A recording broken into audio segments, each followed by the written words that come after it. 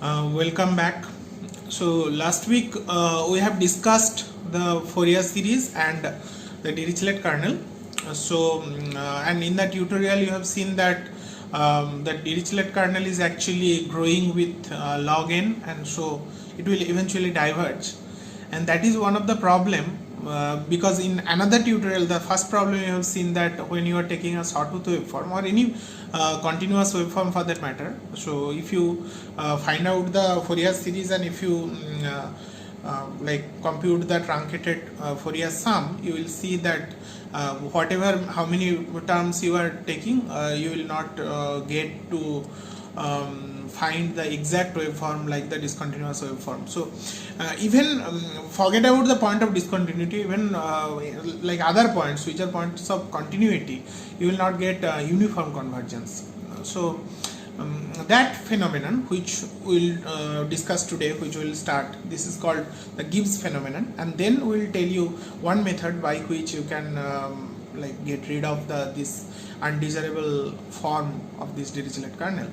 The main problem of the Dirichlet kernel is that function is not L1 function. So as n grows, you see that the absolute integral is growing. It is growing with log n.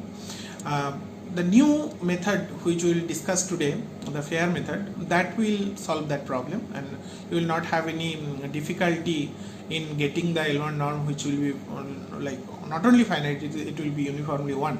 So you will get uniform convergence of Fourier series if you take the Fejer approach. Okay, let us start then. So let us start lecture 7. So in last class we have shown you that for a function, for example, we have taken the example of the square wave. So if you take a square wave like this, and the point is say minus pi to pi. Okay, so I have assumed t is equal to 2 pi such that omega is equal to 1, omega 0 is equal to 1. So this is say minus 1 and this is say plus 1, the y-axis. So this is say xt and this side is t. I have just shown you the one period of the waveform.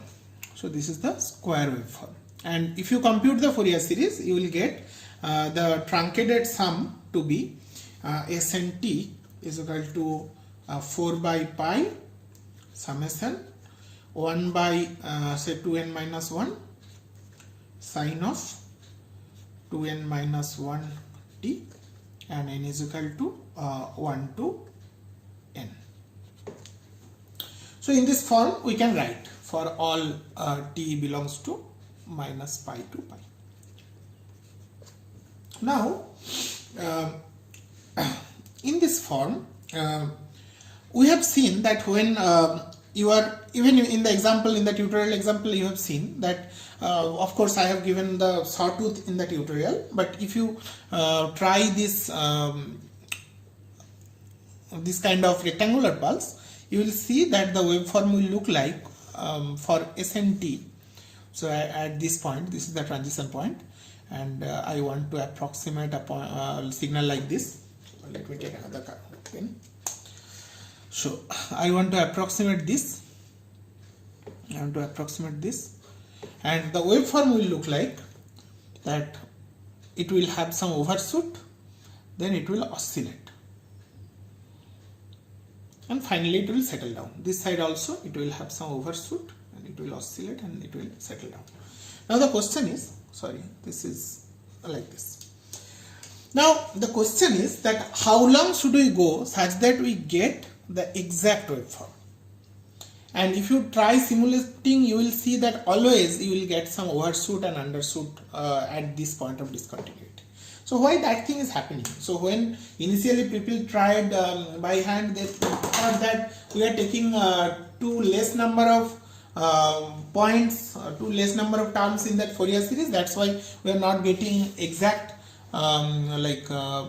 construction of the synthesis equation. However, as was understood later on by Gibbs, that this is not a thing of taking less number of points, less number of terms in the Fourier series. It is some inherent problem. It is some inherent behavior of the Dirichlet kernel, because finally what is Sn t? I should say write Sn xt. So x is the function. It is essentially the function xt convolution with the Dirichlet kernel. So the condition is xt is a nice function, that we know. Xt is something, say L1 function between minus pi and pi. But unless Dn, the Dirichlet kernel, is also L1, we cannot say anything about this. So about the integrability condition of this. So, and to get some uniform continuity or uniform convergence of this Fourier series, this kernel function, this should have some nice characteristics. So when you plotted the kernel function, you have seen between minus pi and pi, you have seen that in the middle point it is having some like high value, some large value, and then it is oscillating like this. So clearly there is a link between this oscillation of the Dirichlet kernel, this is the Dirichlet kernel, and this oscillation when you are taking any discontinuity in the function, like the square wave. And you know the square wave, triangular wave, or the sawtooth wave, these are some important functions. So in your digital computer or any digital device, when you do sampling, you do using some rectangular pulse or clock. So like in digital computer you have the clock. So that clock is a pulse like this, a pulse trend like that. In oscilloscope, where you actually observe signals in the laboratory, you will see that you need a waveform like the sawtooth waveform, which is the sweeping waveform. So unless you can express these waveforms exactly using a Fourier series, or you can synthesize these functions from the corresponding sinusoids, from the corresponding harmonic functions, and the corresponding the fundamental frequency and the corresponding harmonics, it's not good. Like, we need to have some method by which we can approximate these functions using harmonic functions. The harmonic functions are easy to generate also. Not only it is easy to express analytically, or good analytic functions, but also it is easy to generate. Any oscillator, any LC kind of oscillator, they generate sinusoid. So if we can have a nice Fourier series, if we have some uniform convergence of the Fourier series, it would have been better. But first let us understand this Gibbs phenomenon, which I was promising last day. So this phenomenon is called a Gibbs phenomenon, where you see that there is some overshoot or undershoot at the point of discontinuity. So to analytically prove that this is inherent to the system, even if you take n to be very large, let us try to look at this equation a little more carefully. So what is this function? This function, when I write sine 2n minus 1t by 2n minus 1, cannot I write this as integral 0 to t cos 2n minus 1 tau d tau? Isn't it a legitimate form? So cos 2n minus 1 tau d tau integral, so this will be sine 2n minus 1 tau divided by 2n minus 1 with the limit tn 0, and sine 0 is 0. So this is the thing, right? What I will do, I will replace this term by this integral in the Sn function. So Sn xt, which is 4 by pi sum n is equal to 1 to n sine 2n minus 1 t by 2n minus 1. This is the form, right? So this I will replace by 4 by pi summation integral, this is n is equal to 0 to n cos 2n minus 1 tau d tau. And this integral I can put like any limit. I can put this will be 0 to t limit, because at that point t I am computing. So now what I will do, since these functions are this cosine function is integrable, so I can replace these things. So this is 0 to t, and then I take cos 2n minus 1 tau n is equal to 0 to n d tau. So I take the summation inside. Now what is this summation? This summation is interesting because let us compute that. So summation cos, we will get some telescopic sum and many terms will cancel out. You will see n is equal to 1, n is equal to 1 to n is equal to 1 to n. This will be equal to 1 by, say I write some 2 sin tau and I multiply the numerator also with 2 sin tau cos 2n minus 1 tau, n is equal to 1 to n. Now this is a trigonometric form, and that trigonometric form can be written, a product form that can be written as a sum form. So that sum form will be sine of 2n tau plus or minus sine of 2 into n minus 1 tau. That's the form, n is equal to 1 to n. So now I can put for all n and you will see that alternatively that will cancel out. So sine tau, this will be equal to, so put n is equal to 1, you put n is equal to 1, so it will be sine 2 tau minus n is equal to 1 is 0, so sine 0 plus sine n is equal to 2 sine 4 tau minus sine 2 tau plus sine 6 tau minus sine 4 tau, etc. etc. So you see that these things are cancelling out, and so on and so forth. So final term which will be there, it will be sine, when at n is equal to capital N, 2n tau, that thing will be there, everything else will cancel out, minus sine 2n minus 2 tau, etc. that will cancel out. So what will remain from this sum is essentially will remain is this cosine 2n minus 1 tau n is equal to 1 to capital N will be 1 by 2 sine tau, and at the numerator it will be sine 2n tau. So this thing I can replace in that Sn form. So my Sn will be, Sn xt will be 4 by pi 0 to t, this will be sine 2n tau divided by 2 sine tau d tau, right? Now this is interesting.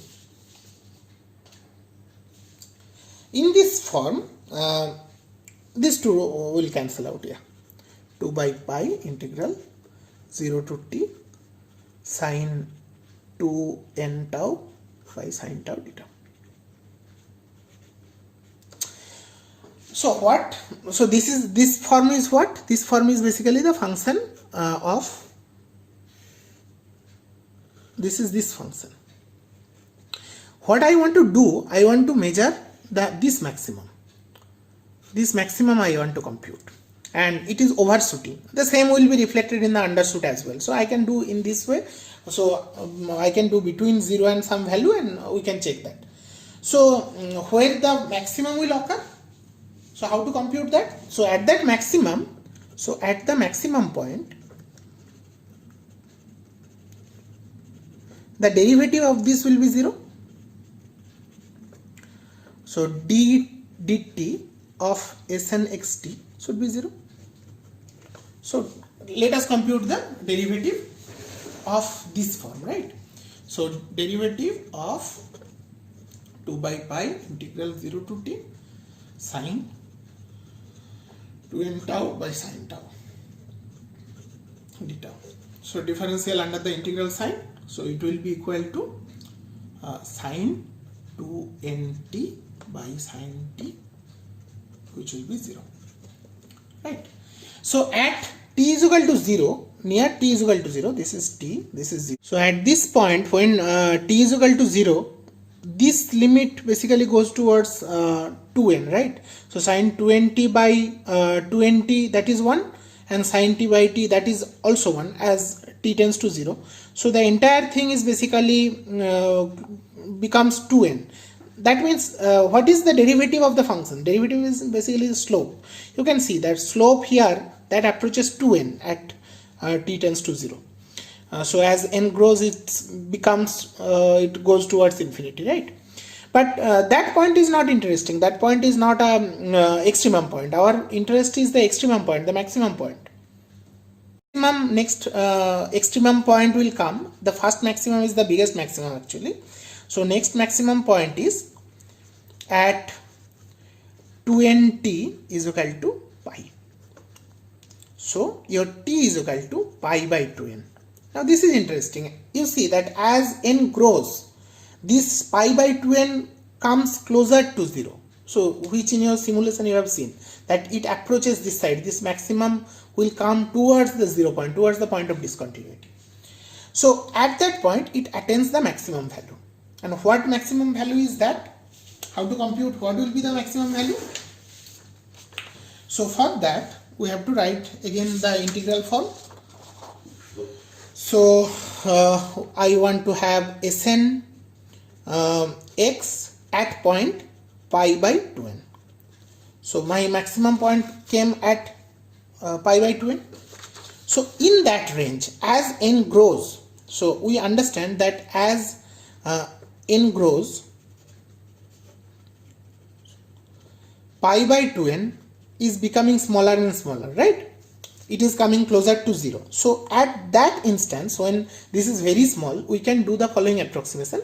We can approximate sin t is equal to t when t is less than, say, some pi by 2n, or t equal to pi by 2n, right? So that approximate estimation we will use for our like final form. So our Sn x pi by n, which is essentially 2 by pi integral 0 to, that integral is to t is pi by 2n, sin 2n tau divided by sin tau d tau. This is my form, right? Now this sin tau I will replace by tau. So this integral will be equal to, again I am writing x by pi by 2n. This integral will be 2 by pi integral 0 to pi by 2n sin 2n tau divided by tau d tau.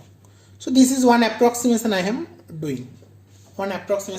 Because your entire range 0 to pi by 2n, that is small. So in that range you can approximate sin t equal to t. Now I will do some replacement. So put 2n tau is equal to some y or something. So if so, then 2n d tau is equal to dy, and the limit will be, so this will be equal to 2 by pi integral, the lower limit is 0, the upper limit will be, if tau is equal to pi by 2n, then 2n tau is equal to pi. So this will be pi, sin 20 will be sin y, and tau is equal to y by 2n, and dt is equal to dy by 2n. So this 2n cancels out. So final thing will be this 0 to pi sin y by y dy. So this is a famous integral which has like many applications in signal processing, signal systems, communication, etc. This is integral is not analytically solvable like in our using our class 12 calculus, but numerically you can try and you will see that this integral will be approximately equal to, this 2 by pi into this integral will be approximately equal to 1.179, this kind of thing, up this number. So what does that mean? That means that the signal, if you look at the signal, what was the signal value? This is plus 1 and this is minus 1. However, the maximum value which is attained at the value pi by 2n, it is attained here, right? This value is at pi by 2n. It is not coming to be 1, it is coming to be 1.17. So this much extra, this 17% extra, this will always remain there, and we cannot get rid of this particular number. So this is called the so-called Gibbs phenomenon.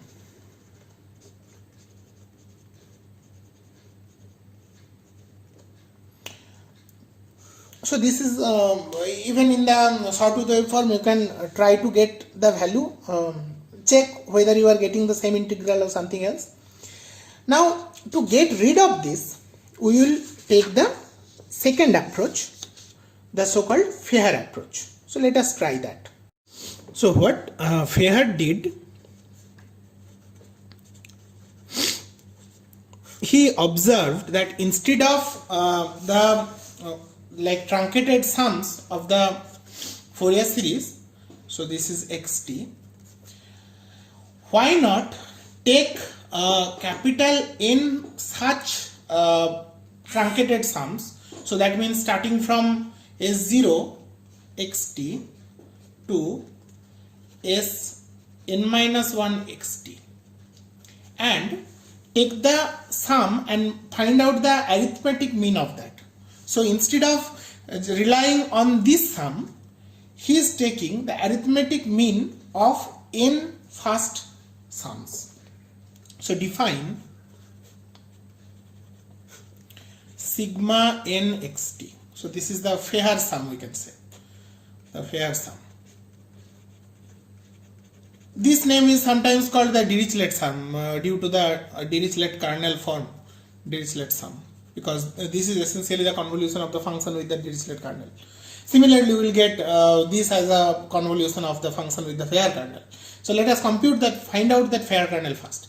So define the Fejer sum to be 1 by n summation s n xt, and n is equal to 0 to n minus 1. So take n Dirichlet sums, which are basically the truncated Fourier series, and then compute the arithmetic mean. So this is remarkable in the sense that the problem of Gibbs phenomenon, that overshooting the point of problem of convergence, uniform convergence, those things will disappear. Now we will get uniform convergence at every point of continuity. That Gibbs phenomenon will not arise. Let us see how to do that. So our approach will be basically to show you that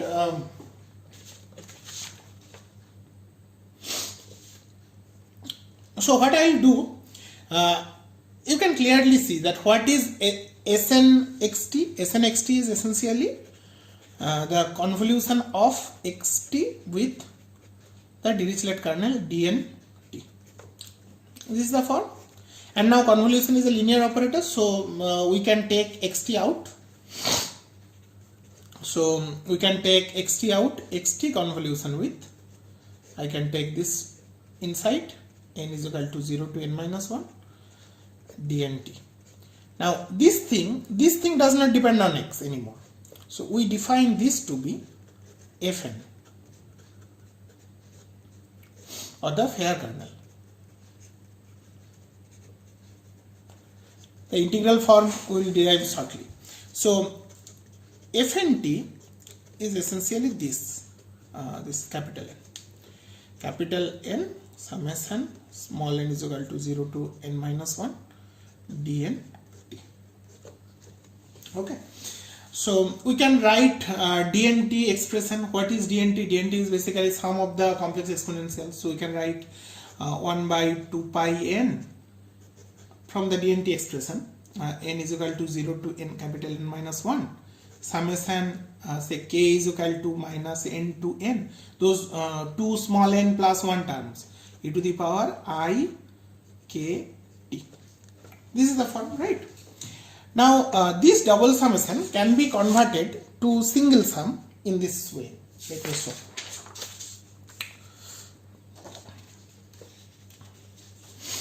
So Fnt, the Fejer kernel, that can be written as 1 by 2 pi n summation n is equal to 0 to n minus 1 summation k is equal to minus n to n e to the power I k t. Now observe this, the geometry of this sum. It is a two-dimensional sum. Let us plot it in this background. Let us put this x-axis to be small n. So this point is, say, small n is equal to 0, small n is equal to 1, small n is equal to 2, and so on, and the final point is small n equal to capital N minus 1, and this direction is, say, k. So when small n is 0, k takes value from 0 to 0, so just single term, only this term, e to the power I 0t. When small n is equal to 1, k takes 3 terms, minus 1, 0 and plus 1. So it takes minus 1, 0 and plus 1. So k, say this is minus 1, this is, say, plus 1, and so on and so forth, say up to minus n minus 1 up to minus n plus 1. So this is the entire range. When small n is equal to 2, k takes value from minus 2, minus 1, 0, plus 1, plus 2, right? And so on and so forth. When small n is equal to capital N minus 1, k takes values from minus n plus 1, minus n plus 2, and so on up to 0. Then say this is minus 1, then 1, 2, up to n minus 1. So you see so many points, from so many points you are summing them. Now you see that some things are repeating. For example, when k is equal to 0, you are basically having n terms having the same value. When k is equal to 1, you are having capital n minus 1 terms of the same value. When k is equal to minus 1, you are similarly having capital N minus 1 terms of the same value. So that we can accumulate and we can run this sum over k only. So 2 pi n, you can run this sum over k only. K is equal to, say, minus n plus 1 to n minus 1. So that is the range, right? And this will be equal to, now the term will be e to the power I k t, right? So when k is equal to 0, how many terms? Capital N terms. So capital N minus mod k. You see, when k is equal to 0, n terms. When k is equal to 1, n minus 1 terms. When k is equal to minus 1, n minus 1 terms. So that's why mod. When k is equal to n minus 1, n minus 1, so this will be 1. So just 1 term. That's it. When k is equal to n, no term. So k runs from minus n minus 1, minus n plus 1 to n minus 1. So this is the form. This can be written as 1 by 2 pi summation k runs from minus, I can write like this, mod k is less than equal to n minus 1. 1 minus mod k by capital N into e to the power I k t. So this is one form by which I can write the Fejer kernel. There is another form, the trigonometric form, which is also sometimes handy. This is also handy. We will write both of them together. So let me show you that form as well. So I know that sigma nt is the arithmetic mean of the Dirichlet kernel. N is equal to 0 to n minus 1. Now what is Dirichlet kernel? N is equal to 0 to n minus 1. Dirichlet kernel is sine n plus half into t divided by sine t by 2. That's the form. Now here I can again use the telescopic summation of the trigonometric sums, and we have to convert this into trigonometric sums first by multiplying sine t by 2 to this. So what we can do, we can take 2n sine t by 2 in the denominator, which goes out, and inside we will have 2 sine n plus half t sine t by 2. So this is a trigonometric product which we will convert to trigonometric sum. So what is that? 1 by 2n sin t by 2, and this is equal to cos nt minus cos n plus 1t, isn't it? N is equal to 0 to n minus 1. Again things will cancel out, so what will remain? 1 by 2n sin t by 2, and this will be, first n is equal to 0, so cos 0 is equal to 1 minus cos t plus cos t minus cos 2t, and so on and so forth. Finally minus cos nt.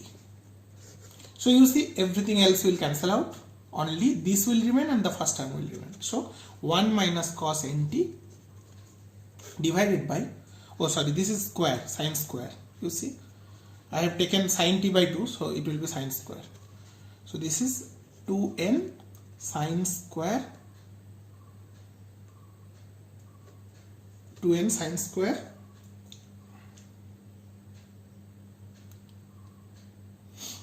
yeah, wait, did I put 1 by 2 pi? There should be 1 by 2 pi somewhere. Yeah, 1 by 2 pi. Put a 1 by 2 pi somewhere.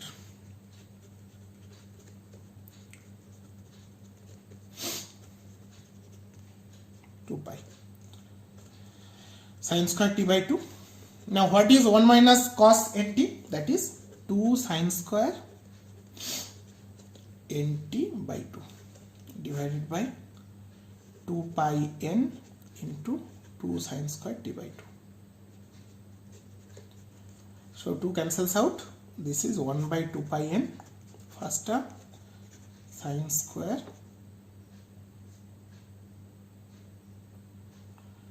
nt by 2 by sin square t by 2. Now this is interesting because if you plot this just like the Fejer kernel you have plotted, you will see that this will also have a similar kind of structure, like but this will not oscillate to the negative side because this is square by square. So this will have a structure like this. This will have a structure like this, and this thing will be integrable. So the other problem of Gibbs phenomenon where things are not integrable, that thing absolutely integrable, that thing will no longer be there. I am showing you quickly. So if I ask you to compute, actually I can take the other form of the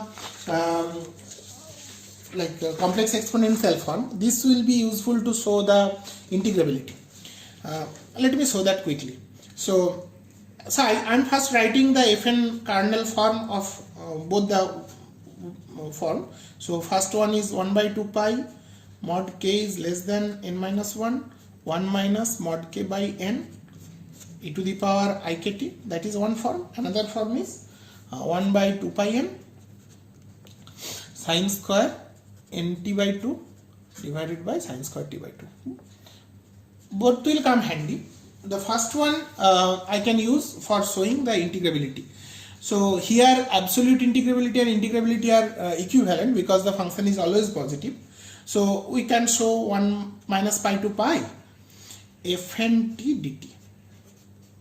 This we can quickly show to be 1 by 2 pi summation minus pi to pi integral minus pi to pi sum mod k is less than n minus 1, 1 minus mod k by n e to the power I k t dt. Right? Now let us take the sum outside. So 1 by 2 pi, let us take the sum outside, k less than n minus 1, and 1 minus mod k by n, this thing also comes out. Inside I am putting minus pi to pi e to the power I k t dt. This is integrable. So 1 by 2 pi summation 1 minus mod k by n, k mod k is less than n minus 1, and this is e to the power I k t divided by I k sum pi to minus pi. What is that? That is 1 by 2 pi sum mod k less than n minus 1 1 minus mod k by n. This is e to the power I k pi minus e to the power minus I k pi, which is 2i sin k pi divided by I k. I cancels out, so sin k pi by k, that remains. So final thing will be 1 by 2 pi summation k less than n minus 1 minus mod k by n sin k pi by k. Now look at this. So when k is equal to 0, that is the point when this value is equal to pi, right? Otherwise for every other value k is non-zero, but sin k pi is 0. So the other terms will cancel out. Only thing which will remain is basically for k is equal to 0. So at k is equal to 0, you will basically get pi into sin c0, pi by 2 pi into sin c0, right?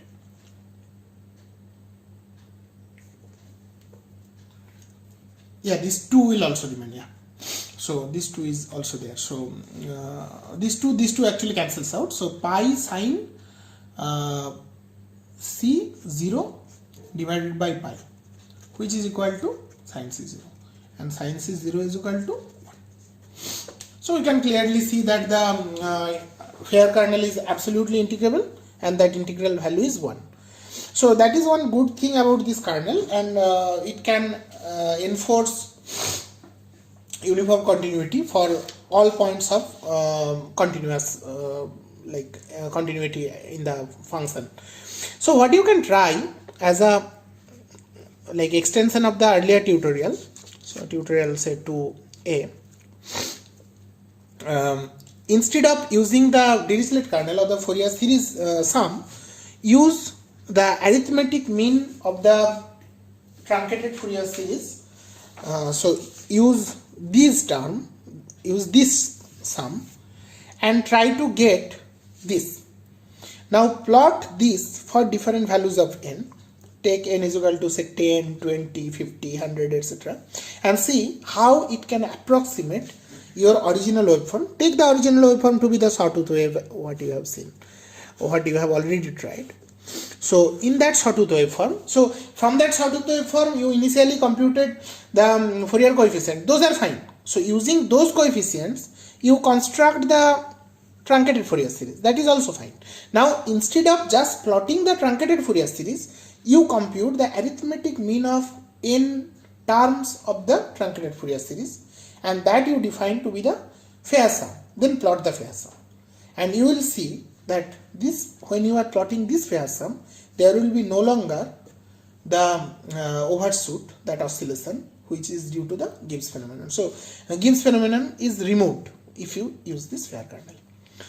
Also you can plot the Fejer kernel in 2D and 3D, and you can check that whether you are getting the integral of the Fejer kernel to be unity or not, because the absolute integral of the Dirichlet kernel, that was growing with log n. So as n was growing, as n goes to infinity, that absolute integral of the Dirichlet kernel, that also goes to infinity, not the Fejer kernel. Fejer kernel, we have just proved that this is always unity.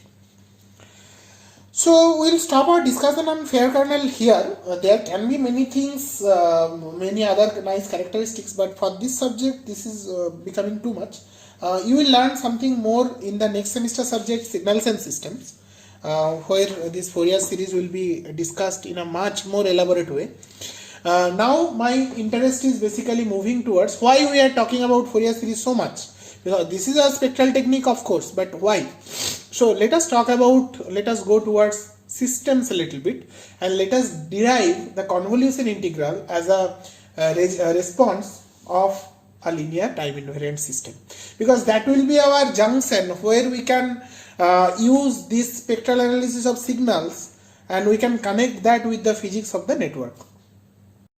So we have seen that in Fourier analysis, that if you have a signal which is periodic, or equivalently which is having finite support, then that signal can be represented as some constant times the nt. It is written as 2 pi suppose. So this sum will be equal to xt when you have uniform convergence for every value of t. Otherwise, if you don't get uniform pointwise convergence, we can still get the L2 norm convergence between the signal and the Fourier series, even if you truncate it, even if you take say n is equal to minus capital N to capital N, even if you truncate that. So we discussed that during the last few classes, and today we talked about Fejer kernel. Our journey will be towards systems, how the signal is interacting with the system, and we will talk about convolution integral. But before going there, let us extend in another direction, which is the direction of the Fourier integral. So not every signal is periodic, not every signal is having finite support, finite domain. Suppose the signal is not like this, signal is having the entire real line to be its support of the domain. So it is the entire real line over which the function is defined. So it is no longer periodic. However, let us assume, so this signal, we have some signal that can be whatever be the form, but it is no longer periodic. But there is some characteristics that this signal is small at infinity in some sense. That means suppose this signal is absolutely integrable. So if the signal is absolutely integrable, that is integral xt dt minus infinity to infinity is less than infinity. One such signal is the Fejer kernel. Fejer kernel signal is absolutely integrable, right? But of course that was between minus pi and pi. So between minus infinity and infinity, we will talk about some other functions which will be absolutely integrable. In that sense, we can define the pair of Fourier integrals in the following way. So we can write, actually let me write the forward integral first. We will talk about the other one next. So we can write this integral minus infinity to infinity xt e to the power minus I 2 pi ft dt. This integral will exist. The existence is obvious because these integrals, let us take the modulus minus infinity to infinity xt to the power minus I 2 pi ft dt. This will be less than equal to integral xt e to the power minus I 2 pi ft dt, and this will be equal to this into this, so which will be equal to integral minus infinity to infinity modulus of xt, and modulus of e to the power minus I 2 pi ft is unity dt, and this is less than infinity. So this integral, the absolute value of this integral is always finite. So this integral exists for all values of f. Define this to be x hat f. I can write small also, small x hat f. You see, this looks exactly like the Fourier coefficient formula of Fourier series, where Cn or whatever, this was written as the inner product of the form of integral 1 by 2 pi minus pi to pi or 0 to 2 pi, whatever, xt e to the power minus int dt. In that form it was written, right? So this is having a similar kind of form, but the range which was minus pi to pi or 0 to 2 pi, I have increased that to minus infinity to infinity. That is because now the support of the signal is no longer 0 to 2 pi or minus pi to pi. Now the support of the signal is the entire real line. So I am writing like this. So this is in a sense very close to the Fourier coefficient. That's why we will call this to be the spectrum as well. But the difference is that now f is also a real number. It is no longer n. Here it was n. Here it is a argument of the integers. Because you were talking about some countable set of basis functions, and from that you were developing the coefficient, and from there you did the Fourier series analysis, but now this f is no longer discrete. This f is no longer integral multiple of the fundamental frequency. It is continuous. So f belongs to the entire R. So this integral is called the Fourier transform. We will talk about this first. For certain types of signals, the signals which are absolutely integrable. Later on we will talk about another type of signal which is absolutely square integrable or having finite energy. If I write absolutely square integrable, that means summation modulus of xt square dt. This is essentially the entire energy of that signal for the entire signal between minus infinity and infinity. So for this kind of functions, this is called the spectrum. This is called the Fourier transform. Now how to get back the signal? This is the analytic equation. You can see this is the analysis equation. We have to develop the synthesis equation first, and then we have to talk a little bit about this Fourier transform, because this Fourier transform characterizes this second class of functions which are not periodic but integrable or square integrable. They are in a sense transient, of course. They cannot be eternal. The periodic signals are like eternal. They runs forever. In the same way, having energy. That's why we are talking about power there, like energy per unit amount of time. Right now, since they are transient, they are integrable or square integrable, we can talk about energy as their quantity. We can develop some Hilbert space here as well, where the energy will be described as the norm or the distance or the length of the vector. So we will discuss about Fourier transform first in the next lecture. Then we will go towards the convolution equation of the system, the linear time invariant system. So till then, bye.